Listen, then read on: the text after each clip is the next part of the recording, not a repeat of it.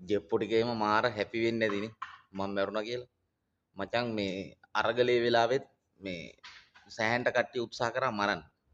මේ අපිට මැරෙන්න මචං මේ වෙලාව ආපු මැරෙනවා කවුරුනොත් හරි. හැබැයි තව කල් තියෙනවා. මොකද මේ අපිට තව වැඩ කොටසක් තියෙනවා අපේ රටේ කරන්න. මේ ඒක නිසා හොඳට මතක තියාගන්න මේ අපි කරේ රට ජාතිය සම්බුද්ධ ශාසනය ආරක්ෂා කරන දේවල් විතරයි.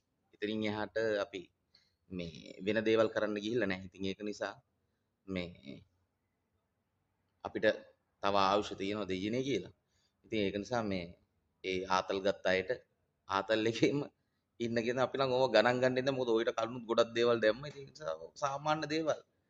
ඒක නිසා අපි ඔය මේ පුන්නක්කු කන ජෙප්පන්ට එහෙම කියන්න තියෙන්නේ මේ අපි නම් කන්නේ මචං බත් උඹලා පුන්නක්කු කෑවට. ඉතින් ඒක නිසා මේ හැමෝටම නිවන් සුව සහ සුබ දවසක් කියලා ප්‍රාර්ථනා හැමෝටම නිර්වාණ සුවය ලැබෙන්න ඕනේ. අපිට කොහොමත් ඉතින් නිවන් සුව තමයි ලැබෙන්නේ. මොකද අපි අනවශ්‍ය දේවල් කරලා නැති නිසා අපිට කොහොමද නිර්වාණ සුවය තමයි අපිට ලැබෙන්නේ. ඒ නිසා අපි බය වෙන්නේ නැහැ නිවන් සුව පැතුවට කවුරු.